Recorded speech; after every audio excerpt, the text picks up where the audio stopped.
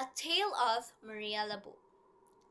Decades ago, a woman named Maria lived in Capiz, a province in the Visayan region of the Philippines. She lived there with her husband, Jose, and their two children. Maria just lost her job, and her husband couldn't support their family on his policeman's salaries too low. So, Maria made the decision to find work overseas and send back home money. It was a difficult decision to make, one that many Filipinos have made, but Jose assured her that it would be best for the family. He said, "We will talk every week and you won't be gone forever, just until I get a higher paying job or until you can find work again. We can do this, honey." And so, Maria moved to Canada and found a job as a caregiver to an eccentric and very wealthy elderly man named Harry. Maria had been a caregiver to many people before, but this man was definitely interesting. He requested that after sundown, Maria lock his bedroom and not enter until the sun rises the next morning. He handed her a set of keys, one key for each of the 6 locks on the door. Maria thought his need for privacy was a bit excessive. "But what if you need me in the middle of the night, sir?" "I won't," he said. Are you some sort of vampire?" "Come on, Maria. Vampires aren't real." After the old man had been locked away, Maria called her family one conversation per week. She told Jose about the old man's strange request. "It worries me. What if something happens to him while he's locked up and I can't get him? Maybe he's just a light sleeper and doesn't like being disturbed. What do you think the police will do if they see that he died in a room that I sealed? They will arrest me. I don't know if this is a good idea. Oh no." "You will be fine. I guess there's nothing wrong with it. Maria, we need this job for our future, right?" So Maria carried on. She assisted Harry in the bedroom, prepared his meals and medication, and even played cards with him. And although even he was very old and frail, his mind was bright and alert. Harry told Maria stories about his 3 kids. One was a doctor, another a lawyer, and one a teacher. When he spoke of them, his face lit up as only a proud father do. "How often do you see them?" Maria asked. "Oh my, I don't think I can recall the last time I saw them in person." "They do not visit you? That's terrible!"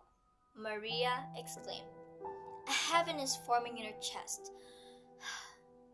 But Harry seemed completely unbothered. "They have their own lives." That night, Maria called her husband. She told him about what Harry said about not having seen his kids in years. "I've only been away from you and the kids for a few months. I can't imagine what not seeing you for years would feel like. He acted like it was normal. I feel sorry for him." "You don't know what the relationship is like. I'm sure there is pain that he's not showing you."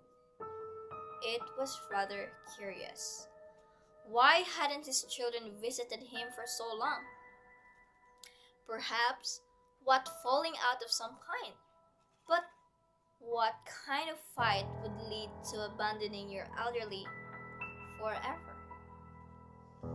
Harry seemed like such kind and gentleman. A little weird, sure, but he was agreeable. She wondered, what if it had something to do with him locking himself up at night?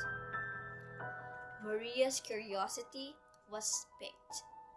She had to know. That night, Maria helped Harry into bed like every other night. But when she closed the door, she didn't fully close all the locks. She waited a few hours to make sure he was asleep before carefully removing the locks. One by one, she took a deep breath. She slowly turned the doorknob and gently pushed the door open. Inch by inch, the light from the hallway seeped into the room, piercing the darkness. The light filled up the bed. The empty bed. Harry was gone. Maria reflexively returned the bedroom light on. Harry wasn't in his bed. She began to panic. She felt around the covers under the bed.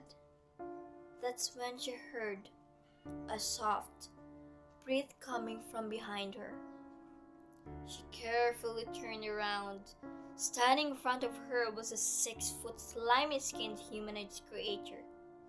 It towered over her, its hot breath falling onto her face. The creature lifted an arm and motioned with its long bony finger for Maria to come closer. Unsure if following his order was better than not following it, Maria settled on the former. Step by step, she moved close to the being.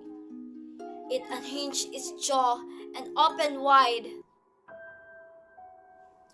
Back in the Cappies, Jose was on his way home from a long shift when he opened the door.